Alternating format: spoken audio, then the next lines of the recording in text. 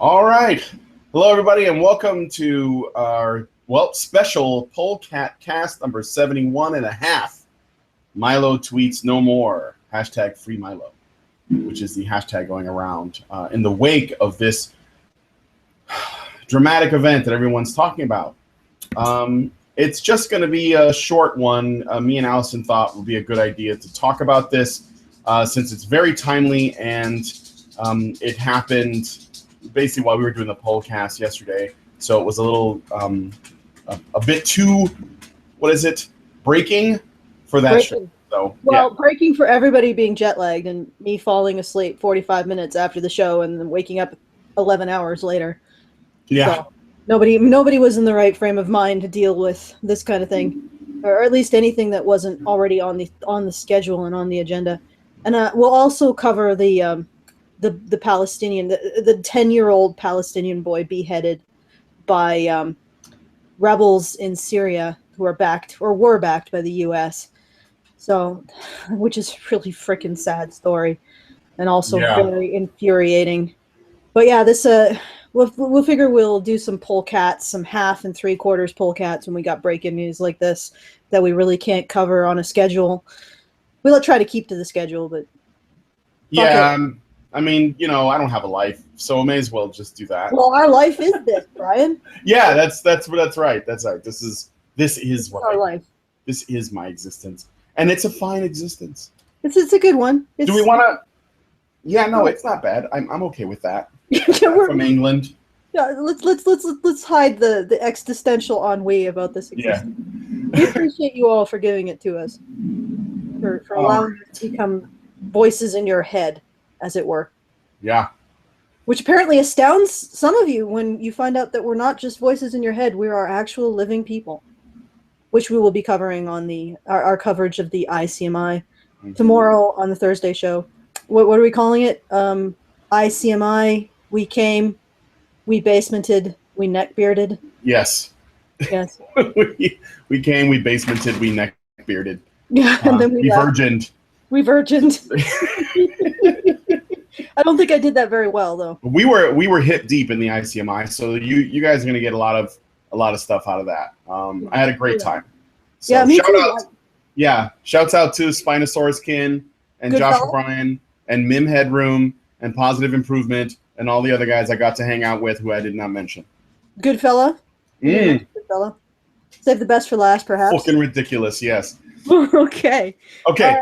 All right. Well, so anyway, let's get into these stories. So, do we want to talk about the Syrian first, and then maybe do it's the some Milo story? Sad shit.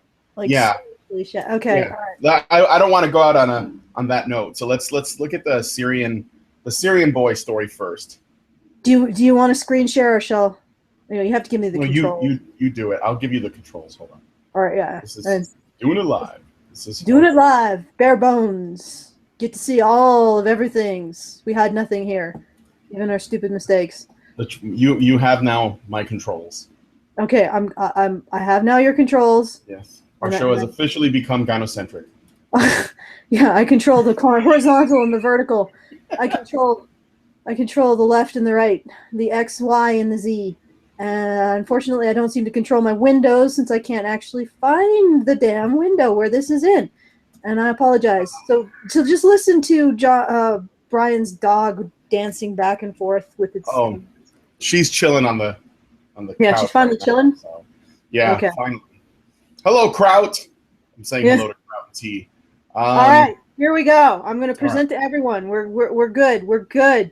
There we go. Okay, now we have to get the sads. Syrian conflict. Rebels filmed beheading boy in Aleppo. I probably mispronounced that. Videos have emerged online that appear to show Syrian rebels taunting and then beheading a boy they say is a captured Palestinian pro-government fighter. One video shows 5 men posing with a frightened child who could be as young as 10 in the back of a truck. One of the men grips him by the hair. The same man is later filmed apparently cutting the boy's head off. The incident is reported to have taken place in Handarat, north of Aleppo, where there's been heavy fighting. The area is the location of the unofficial Palestinian refugee camp of En El Tal, which is home to some 7,000 people before they were displaced by armed groups in 2013. Pro-government forces have been attempting to capture Handarat in recent weeks as part of an offensive that has seen the last remaining road out of rebel-held eastern half of Aleppo cut, trapping an estimated 300,000 people living there. The footage of the boy, who some on social media identified as Abdullah Issa, first appeared online Tuesday morning. The men in the first video say he's a fighter from Liwa Aqid's, the Jerusalem Brigade, a Palestinian pro-government militia operating in the Aleppo area. And Anab Baladi, a pro-opposition news website, said the boy was captured in Handarat by members of a local rebel group. Oh my God. Names. Noor al-Din. You're actually doing a really good job of pronouncing them, though. It quoted Yasser Abraham Youssef, a member of the group's political bureau, as saying on Facebook that an independent judicial commission had been appointed to investigate the issue or the incident. Anyone proven to have been involved in any violations would be referred to military justice, he added. A legal advisor for the Western-backed Free Syrian Army was also cited by Anam Baladi as saying it would hold to account those responsible for such a violation. The Syrian Observatory for Human Rights, a UK-based monitoring group, also said there had been violent clashes between pro-government forces and rebels in the vicinity of Handarat on Tuesday, and that it had received a copy of the video showing fighters killing the boy they had captured. A report published by the human rights group Amnesty International earlier this month detailed a series of violations already committed by Noor al-Din al-Zinka movement fighters, including abductions and torture. The group is reported to have benefited from financial and military support from the US, UK, France, Turkey, Qatar, and other Gulf states in the past. And I'm going to stop sharing this.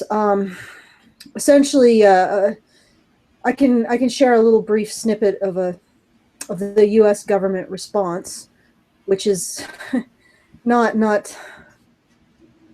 well. It's just a boy. Let's face it. Yeah. Friend. It's just a boy. No need for a hashtag. No need for a movement. No need for speech. Did the president say anything about it? Did prime ministers say anything about No, not at all. Nobody's really said anything about it. Like I said, it's just a boy. It's not a girl who was shot by the Taliban for advocating for women in education. It's just a boy playing out the role he is supposed to play as a boy, which is to be a child soldier, to fight and die for whatever cause he's been gang pressed into. So that's what's funny about this. Let me just get. I'm sorry, guys. This is just really freaking depressing. And it's just. It's like our world when it comes to boys and men. Nothing much has really changed. No. There's no absolute like not really any progress whatsoever. So you should be able to see some pictures. In fact, we probably regressed. Yeah, we probably have regressed. So this is the boy before he was beheaded. I guess he has an intravenous because he's injured and they're trying to keep him alive for the beheading. Actually, we're keeping him alive for the beheading. Yeah. And here is, I believe, the State Department's response to all of this. We'll just load this up. It's going to be choppy, folks, because it's from my computer. I'm wondering if you have seen or you're aware of. Can you guys hear this? Yeah, probably not. It's a little low though. Okay, then let me read out the transcript. Question: I'm wondering if you have seen or are aware of this beheading of a child by a group that is supported by the United States. Mr. Toner: yeah. No thanks. We've obviously seen the reports and we're just can't confirm. We're seeking more information. We understand from unconfirmed reports that the group, the Free Syrian Army, has appointed a commission to investigate the incident, and they've made arrests of those allegedly involved. I'll refer you to It's Al-Zinki, I guess. This is the group. Question, yeah. Mr. Toner, for additional information, but I can only say that it's an appalling report, and obviously we're very concerned, certainly if it's accurate. We're trying to get more information and more details. Question, okay, is it the kind of thing that could, if you're able to confirm it, and if you do get it, if you're able to back up the reports, Mr. Toner, sure. Question, is it the kind of thing that would affect assistance, U.S. assistance to the specific group, but also just in general to the FSA? Toner, well, I think we take, if, as you say, if we can prove that this was indeed what happened, and this group was involved in it, I think we would certainly give us pause. Question. It would give you pause. Mr. Tono, well, give us pause about any assistance or, frankly, any further involvement with this group.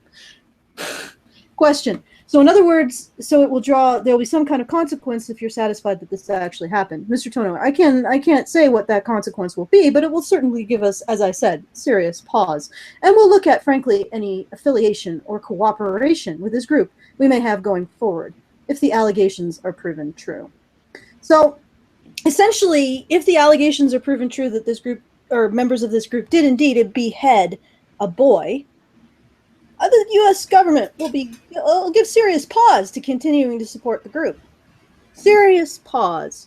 They might pause for all of, a serious pause, like maybe 30 seconds. That's a long pause. It's a long pause. Yeah. That's definitely like...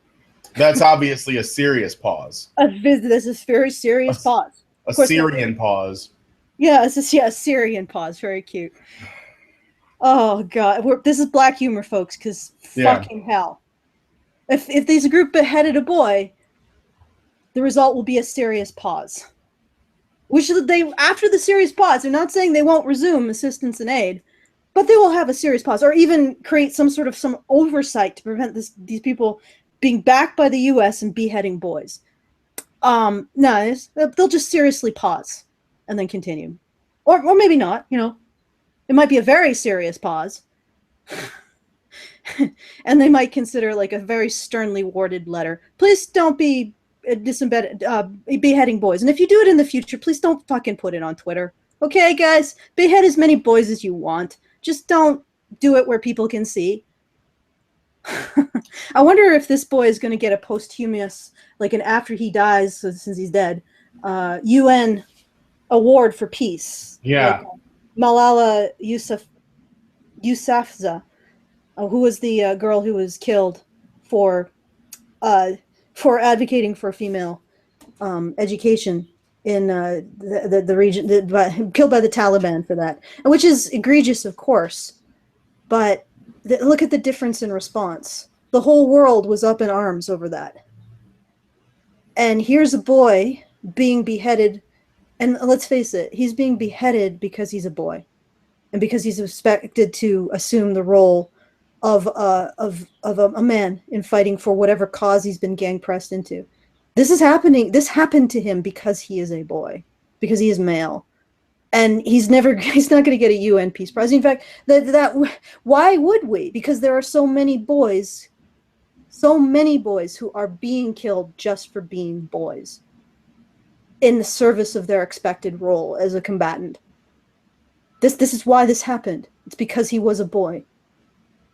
And the response is also because he was a boy. We'll give serious pause.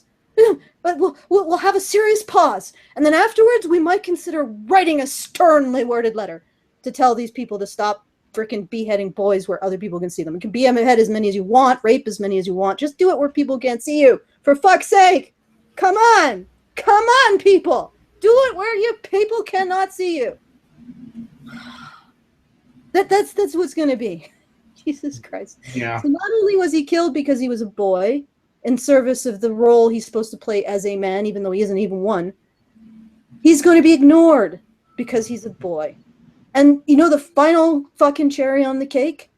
Malala was given a Nobel Peace Prize posthumously because what happened to her is actually rare. This boy isn't going to get a damn thing because I guarantee there are many, many, many, many, many, many, many, many more where he came from. And that what happened to Mala was rare because there's no other mention of the same thing happening in the news, and it would hit the news if other girls were being killed for pursuing education. It would be all over everything. Everything. Mala was not killed because she was a girl. This boy was killed because he was a boy. Because no one gives a shit. Apparently Malala is alive, the chat is saying. Oh. She survived. Nonetheless. Then, I mean, that only makes it like... That was a pretty bad mistake. I apologize. Yeah. Nonetheless, though, this boy is dead, so... Yeah. Well, I mean, what would even... And again, like you were saying... thing all over again. Yeah, it's Boko Haram. Exactly. Girls are kidnapped because, you know, I don't know, because they want to get an education. Michelle Obama hits Twitter, starts a hashtag all over the place. Around the same time, way more boys burned alive, and the ones that didn't burn in the fire are shot and killed, and nobody says shit. But Islam, even for people who criticize it, it's only bad because it's a real patriarchy and a real rape culture. Fuck what happens to men and boys there. That's not important. Because if we're going to convince people, the people who want to make arguments against it, if we're going to convince them this is a bad religion, we can't frame it in the way in which it hurts men and boys. We only can use how it hurts girls and women. Yeah, well, because then we stop caring as much, right? Yeah. If we recognize that Boko Haram actually murders boys as well as kidnaps girls, then suddenly we stop caring so much. Or something, I don't know. What the fuck is wrong with us? A serious pause, seriously. A boy gets beheaded by this group, and it's just, we're just going to make it'll give a serious pause. Fuck. Unbelievable. And these people presume, like the government and feminists who support this shit presume to morally posture over the rest of us. Yeah. And then they presume to say that patriarchy hurts men too. How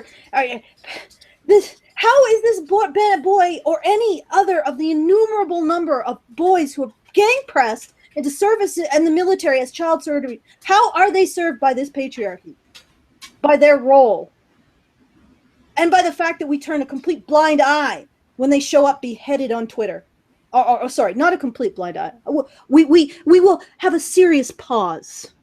Mm-hmm. Oh, fuck. You know what? Let's just go to Milo. Okay. Well, this, just guys that are listening, take this story, also the one that we talked about yesterday where the men were stoned to death for adultery, which is normally something that you hear about framed around women. Just recognize that this is bad for everybody under that basically live in those barbaric parts of the world, not just the women, or not especially the women. And then that's if you're going to make arguments against the ideology, I suggest that you work from that angle, because otherwise you're just erasing a whole lot of valid victims. So now I'll move on to Milo, which feels really petty by comparison. Sorry, Milo. No, it's funny because, this happened. And everybody's, people, if you like turn on the news, everyone's talking about Melania Trump's speech and, Leslie Jones getting triggered on Twitter. Meanwhile, a Syrian boy was beheaded. But fuck him. Here's a millionaire actress who got angry on Twitter and acted like a child. And we should give a shit about that. So this fucking Ghostbusters shit, the story that won't die. This is the series of events as I understand it. I was talking to people in Gamergate and trying to get a timeline, right? So essentially, people were on Twitter hating on Ghostbusters. They were just talking shit, whatever. That's going to happen, right? You have millions, if not billions, of people on Twitter. Leslie Jones, who plays that's the black actress that was in the film. She engages these people, starts to insult them, assuming that she has the moral high ground. This is just like a brief timeline of events. Essentially, she's sure that she's on the right side of history here, and she basically says, "I'll deal with these trolls," and she starts going after them.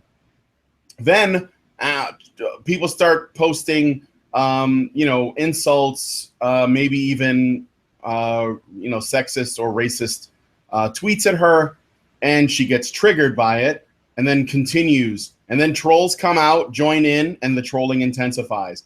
It gets more and more cacophonous. Okay. Trolling intensifies. Yes, trolling intensifies. Then Leslie, unbeknownst to her, apparently she doesn't understand how the internet works, because she continues to react emotionally and becomes more and more erratic and hateful in her rhetoric. She becomes the queen of the lolcows. She basically crowns herself queen of the lolcows for yesterday, as the trolling and incessant insults continue to build up. Dan Aykroyd chimes in at one point and says the people that she's talking to are merely gnats who are likely 50 to 60-year-old men that are part of the KKK. Of course, he couldn't possibly know that, but this is just the way the internet works, and the way celebrities deal with it is by lumping them in with the worst people they can come up with. Very, very smart and nuanced arguments.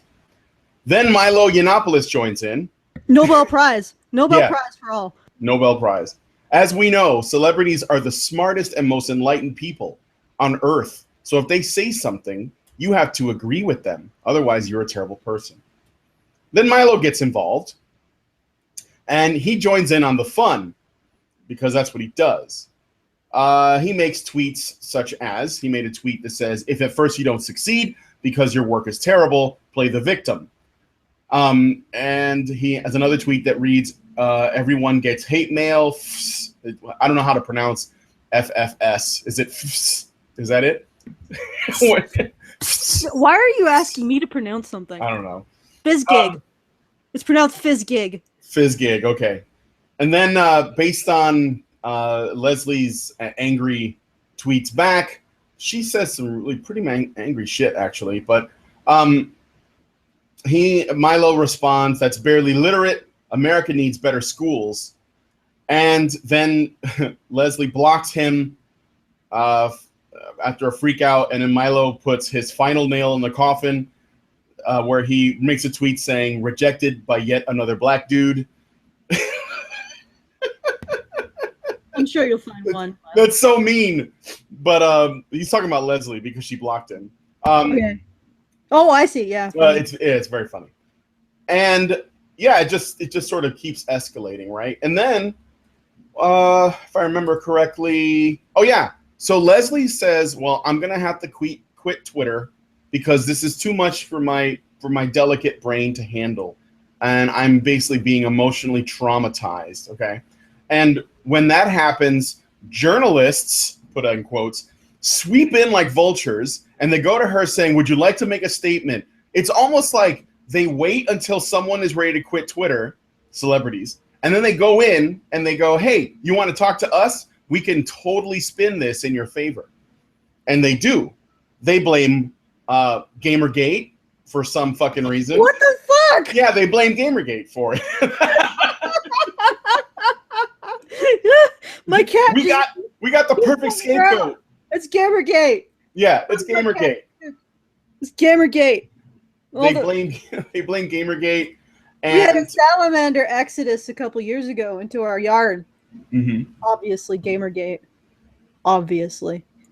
Yeah, obviously. Resonates with the salamanders. They are one with the salamanders. Okay, just continue, Brian. Oh no, it's okay. So they blame Gamergate, they blame misogyny, they blame internet culture, they blame men, whatever it is. They can, the usual people they typically go after, right?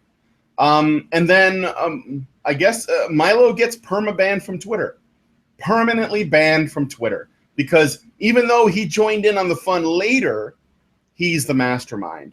He sent out his minions, his Myloponites or whatever Mylorox. Yeah, his Yiannopolites. They went and attacked Leslie on his behest, and when it turned out that she was taking down too many of them, Milo, like the final boss in some video game, essentially snaked out of his lair to make tweets himself, and he was the one that needed to be removed. Also, I guess the person who was responsible for that was what the fuck is that guy's name? Oh, I can't remember. He's like I think it's the guy who runs Twitter. Jack Dorsey comes in and white knights for her, milady, and yeah, she was basically just, and they were sending her pretty mean tweets. Like, it's hard to know whether or not, because this is the thing about the internet. They're sending her images. For example, there was one that said, "How come Leslie Jones isn't getting credit for the excellent role that she played in Castaway?" And then there's a picture of Wilson with the drawing. It looks kind of like her because it's got like the hair and stuff. And you're supposed to laugh at the sight gag, but.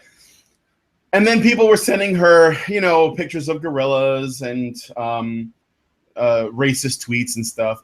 But it's hard to know whether or not those people were being genuinely racist or if they were just trolling because they knew it would work. And I say that because I think that there's an important distinction between those two things. Like, if you let people on the internet know that you're vulnerable to emotional rhetoric or insults, then they're going to see how far they can push you, especially because you're trying to control their behavior, because you're trying to tell them that they can't do that, because they actually can do that.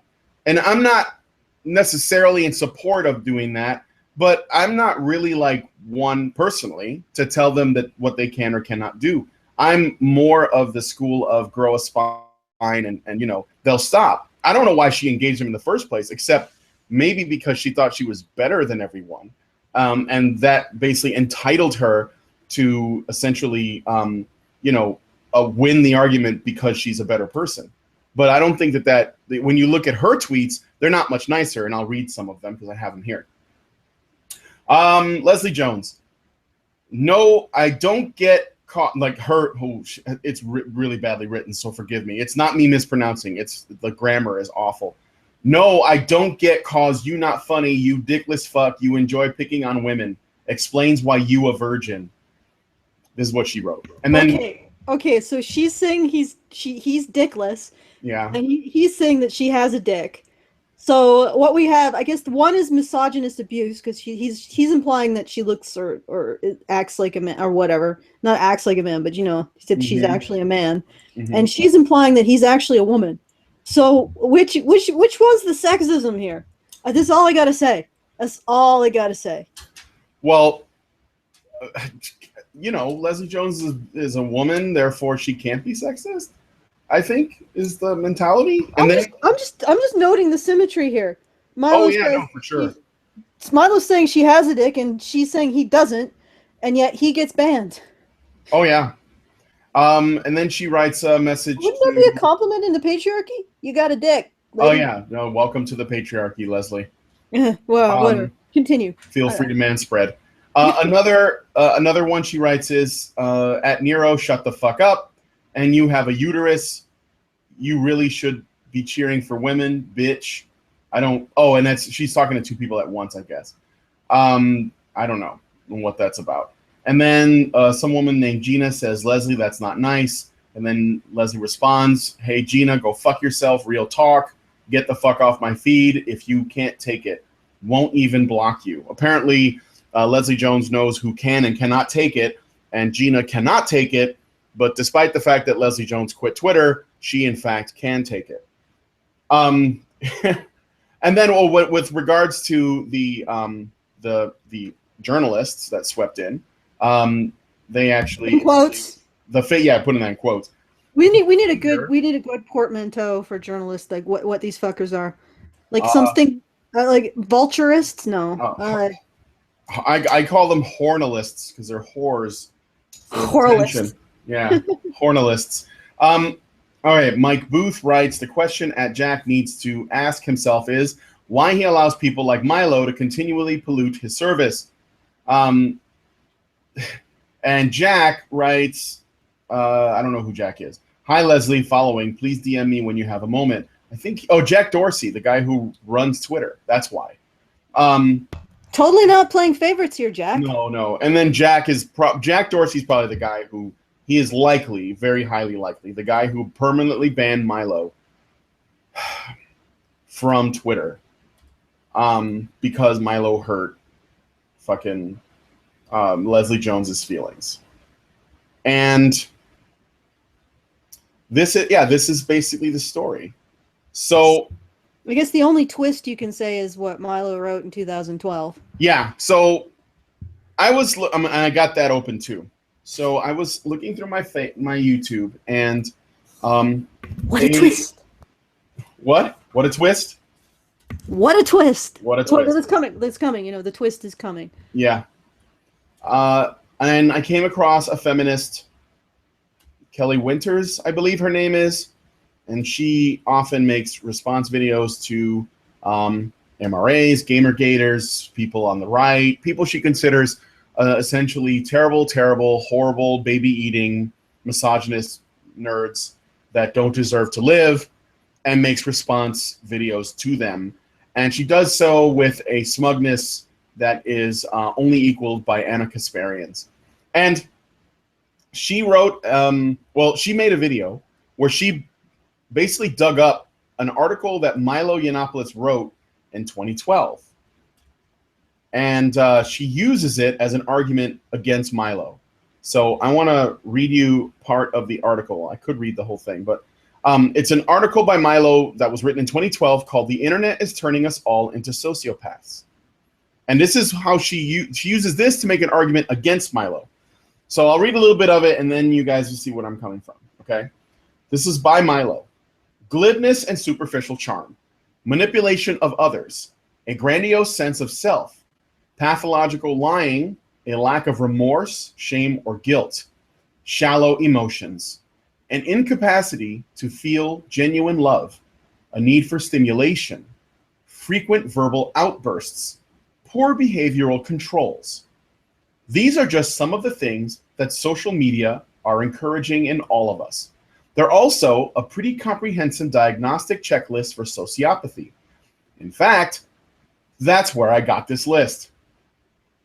Social media are often blamed for coercing the discourse on the internet, for the depressing and seemingly exponential rise in libelous, abusive, and unpleasant behavior between human beings unencumbered by worries about consequences. In fact, the problem has been around a lot longer than that, and social media is only turbocharging a fundamental structural problem with people and the internet. The meditating layer, we might say, of a screen and keyboard encourages us to write unspeakable things to other human beings that we would never dream of saying in person. There has always been abuse on the internet, but before the social revolution, it was largely restricted to anonymous comment threads, message boards, and chat rooms. Any site owner who allowed anonymous comments could reasonably be held responsible, morally and legally, for the content appearing on his site. But now there is a disturbing bleed from anonymous hatred to defamatory and spiteful language being posted under the author's real names using their social networking profiles. It's as if our usual moral safeguards are being broken down by a terrifying new online landscape in which the default mode of communication is a form of attack. What's disturbing about this new trend in which commenters are posting what would previously have been left anonymously is that these trolls seem not to mind what their real names, and sometimes even their occupations, appear clamped in their vile words. It's as if a psychological norm is being established whereby comments left online are part of a video game and not real life. It's as if we've all forgotten that there's a real person on the other end, reading and being hurt by our vitriol. That's as close to a definition of sociopath as one needs to get for an armchair diagnosis. Though, of course, many other typical sociopathic traits are also being encouraged by social media. We are all by now accustomed to the periodic whinging of public figures after another round of drive-by shootings on Twitter. But the problem isn't restricted to those who put themselves on a public platform. Just take a look at how people are talking to each other as well. Frankly, it's terrifying. And it occurs to me that one of the great challenges of the next decade will be how we, as a society, manage those people unable to manage themselves. It's clear that existing hate speech laws are inadequate for the social media era. And if we decide, as we perhaps might, that a lifetime ban on the internet is unworkable and disproportionately punitive, given the centrality of the internet to our professional and personal lives these days, what on earth are we to do? No one has yet offered a convincing answer. In the meantime, we are all, bit by bit, growing ever more fearful of the next wave of molestation. Together with other commentators, I have in the past argued for verified identities on social networks, so those responsible for abuse and persecution of public figures and the vulnerable might be held accountable for their actions. That seems redundant when trolls are now so brazen that they don't care about disapproving words from their loved ones back inside Facebook when they leave furious missives using that social network's commentating system elsewhere on the internet. So perhaps what's needed now is a bolder form of censure after all, because the internet is not a universal human right. If people cannot be trusted to treat one another with respect, dignity, and consideration, Perhaps they deserve to have their online freedoms curtailed. For sure, the best we could ever hope for is a smattering of unpopular show trials. But if the internet, ubiquitous as it now is, proves too dangerous in the hands of the psychologically fragile, perhaps access to it ought to be restricted. We ban drunks from driving because they're a danger to others. Isn't it time we did the same to trolls? Holy shit! That was Milo in 2012. That was Milo in 2012, yes. And Chrissy Winters, that's her name, she shared this recently, I think it was yesterday or this morning, saying all she did was read part of it and say, I'm just going to leave that there so you guys can see how much of a hypocrite he was. Therefore, all of Milo's arguments ever are invalid because once he said something that would seem to run counter to his current beliefs. Well, maybe he changed his mind. I would guess he did, because I do remember him also writing an article where he threw gamers under the bus right before Gamergate happened, or right around that time, and essentially, call them all, virgins that live in their mama's basements that need to like grow up and get a job and man up, etc. And then he realized the folly of his ways. And I believe he even publicly apologized to people for writing that stuff back then. And he also, as I understand it, he even changed his mind, at least became open to changing his mind on issues such as circumcision. Whereas at one point he said, well, I just prefer the aesthetic of a circumcised penis because I'm gay and I think this is funny and that's just what I like. And now he's like, you know what, maybe this isn't okay. So it's like he's a human being that changes his positions on stuff. Yeah. It's crazy, isn't it? Yeah. Well, I mean, if 2012 Milo got censored by Twitter, maybe that wouldn't, it'd be consistent with his views. But if he changed his views since then, which he obviously has, I don't think that's it's no longer consistent with the views that he holds now. Because I guess he became more informed about what trolling is and the intent behind trolling, which I think ultimately is just trying to get people to take responsibility for their emotions. That's what trolls do. They just get you to try to take responsibility for your emotions. If you take responsibility for your emotions and your responses, trolls can't do a damn thing to you. Mm-hmm. What can they do? Oh, it looks like Christy Winters is in our chat right now. I know. Okay. I've been reading her. I will say this. Well, if she wants to come on a fireside chat sometime and talk with us, she's welcome to. You're welcome to. I don't think that this is, I'm not exactly sure the argument she was making by reading this out. If Milo has changed his mind, he's changed his mind. People have the ability to do that. That's why, when David Jaffe tweeted out that remark about a sexist image, instead of joining in with the people who were like, oh my God, you're a social justice warrior, burn the witch. I'm not saying everybody was that extensive in their vitriol directed towards him when he called the prom image sexist. But we invited him on to talk calmly and rationally to see where he was and to explain why he got the vitriol he did, and maybe see if there's a sort of a common ground that could be reached. People change their minds. People change their approaches and their attitudes. And people should have the right to do that. I personally don't believe if a feminist actually woke up one day and say, hey, you know what? Embracing an ideology that blames half the human race for human ills and justifies not feeling compassion for that half, that's not the way to go forward. That doesn't build a positive future for everybody. So I think I'm gonna start taking a look at these men's issues, and they start to say, hey, there's some validity here. You know what? I'm not gonna say that they should be punished for their previous attitudes either. I'm not that. I don't want retributive. I don't want. This is the path of darkness. Is this constant desire for retributive action, and when somebody legitimately changes their mind, holding them to the beliefs that they had prior. That's shit. It's just dumb. It's what perpetuates this bullshit. Allow people their opportunity to change their mind. And distance themselves from their beliefs that they had. Everybody, every one of us is a work in progress. Every one of us, except myself, of course. I'm perfect, absolutely perfect. Everyone should aspire to be me. I'm never had to change your mind on anything ever. I don't mispronounce things. No, that doesn't happen. That's exactly Things- the way they're supposed to be Yeah, pronounced. things that are written are being mispronounced by everyone else. Yes, they're being miswritten. That's right. Yeah, exactly. All right. I think are we done? Well, I do want to point out something about what Milo wrote.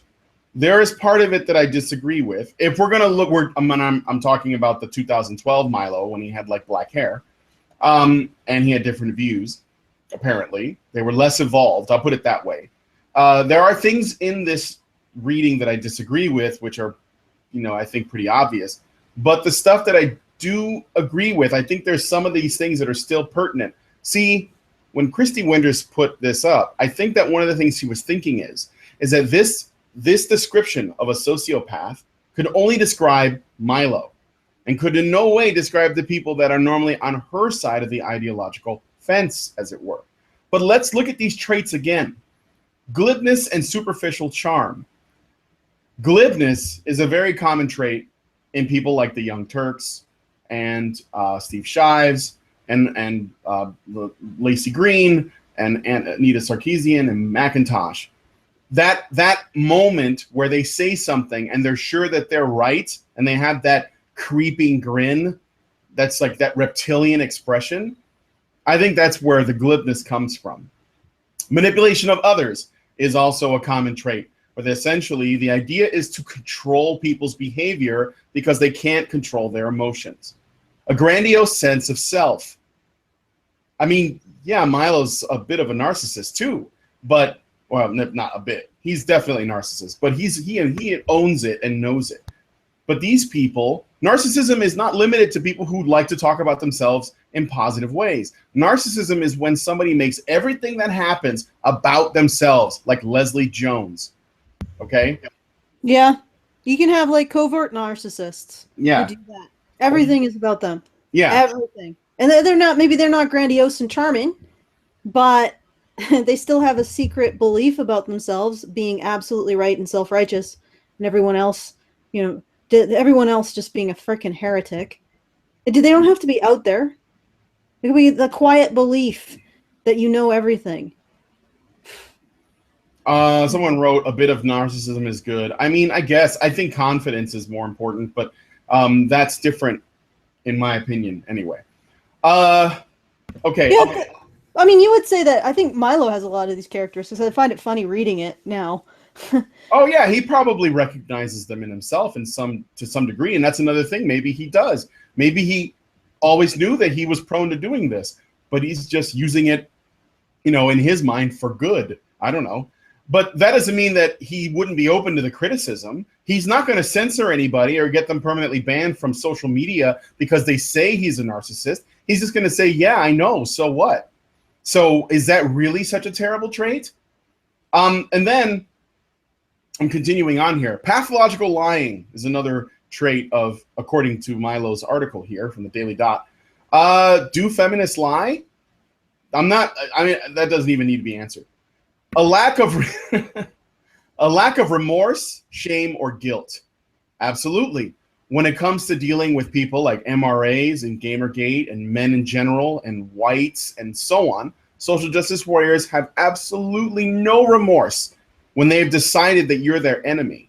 There is nothing redeemable about you at all. And they don't want to understand your position because they know that you're the enemy. So yes, there is a lack of remorse, shame, or guilt. In fact, they don't even want to understand opposing positions. I personally believe it's because they're afraid that if they do, they might be wrong, and they can't have that.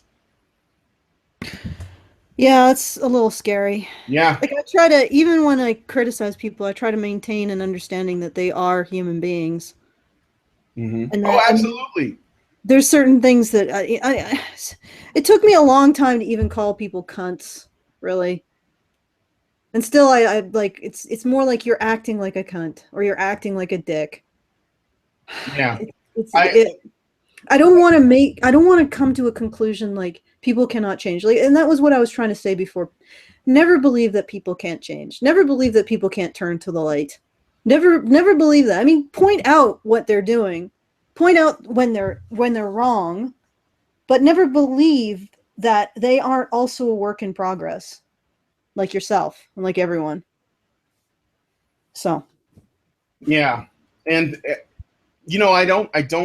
we argue a lot against feminists on our channel, but I personally believe that most of them really think that what they're doing is right, and I think that where it's coming from is a place where they think that this is what the world needs, but they're just when I try to stay focused on arguing against the arguments and not the people. I don't think that my ideological opponents or the people that I disagree with are the devil, because but I do think that if they would be willing to engage, they may get a better idea of where I'm coming from.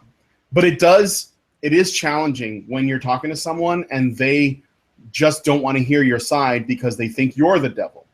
And they think that, somehow my words will be like some kind of honeyed poison that will creep into their ear and change their minds, like some kind of, zombie plague thing that will basically make them forget their principles, which is, it's funny that they would think that way, because then they would have to also think that their own ideology has a power over people. Yeah, Wow. I don't know. Right. We're getting into the weeds here. I think. Yeah. We're good. I'm just gonna finish these traits, and so you can see where I'm coming from, because these are important. A need for stimulation, frequent Constant drama. Constant drama, frequent verbal outbursts. Shut the fuck up! You're fucking scum. Are you kidding me? You're a fucking white male, etc., etc., etc. Poor behavioral controls. Those who cannot control their emotions will instead try to control other people's behavior. And shallow emotions. So basically quick to respond emotionally. I don't know, but I think that there's still kernels of truth in this old article that are worth examining. So, Christy Winters, I hope that when you looked at this article, you also looked in the mirror. And I'm not trying to make any implications about you, because I don't know you. But you probably want to look at the people whom you generally side with and see if they're not also sharing some of these traits. And maybe that could be one of the reasons why nothing is getting done in terms of our discussions. And the floor is open whenever you want to come on for a fireside chat. Just let us know. Yeah. And with that, I think we should reading the article, I think Milo just maybe took a look in that mirror and made some decisions about himself. I bet he did. And with that, I think that's good. I think this is it. Yeah. All right. Well, that's it. You want to do a chill? If you enjoy this content, please become a patron. www.patreon.com/honeybadgerradio. Our next funding goal, or our next big goal, is to establish an actual real life badger cave where we can badger, whatever that means, in the real life, in the real world, in the world that we all exist within. So yeah, think about living in a world where there's a badger cave for reals that you could travel down and visit. Yes. That would be cool. This is something else. I'm sorry. I just thought about this. This is also very important about Twitter. Milo got kicked off of Twitter because he disagreed with Leslie Jones and he essentially called her a man. Milo was kicked off of Twitter post haste for this permanently. Meanwhile, feminists can go on Twitter and say kill all men all day long. Islamists can go on Twitter and recruit people for ISIS, and Black Lives Matter can call for the deaths of white people and cops, and they don't suffer any consequences. Now, if it was up to me, no one would ever get kicked off of Twitter, no matter how fucking crazy their ideas were. But the idea that they would that this guy who runs Twitter would come after Milo Yiannopoulos, one guy, and he also, in his own way, he came after Gamergate because he made it to where the hashtag doesn't show up anymore, and ignore all this other shit that's going on, the Islamists and the Black Lives Matter, like the people that are really racist and violent, and also ignoring the feminists that just despise men and masculinity in all of its forms, that's retarded. So anyway, that's the word for today, retarded. Retarded. Retarded. We're done. If Christy, if you want to come on, send us an email at topic@badgerpod.com. Milo, since you have more free time on your hands and you're not on Twitter, maybe you want to come on a fireside chat. We have tried to get you on before, but hey, you know, we want to give a voice to the voiceless. I don't think that works in this case. That doesn't work in this case. But we want to give you a voice if you want to talk. And hey, you know what? Maybe we can bring you both on and you can both talk to each other instead of some people making like little scathing passive-aggressive videos at the expense of others without actually engaging them. Since we want to remove anonymity and we want people to engage each other directly, I will happily host that. And then you can actually make your arguments and see who is the better ideologue. Anyway, I'm done. Thank you guys. Leave us a comment, share, subscribe, etc.